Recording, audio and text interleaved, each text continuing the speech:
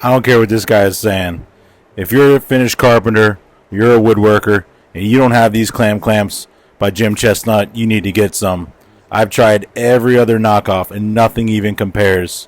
If you're enthusiastic, before it's too late, hunt these down. All you toolaholics, don't wait.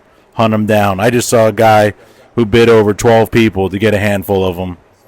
They're worth the wait. However you got to get them, get them. Because someday, some kid's going to be trying to hunt these down in some yard sale, selling them for a fortune. Maybe it'll be your kid. Beautiful Trust machinery me. here.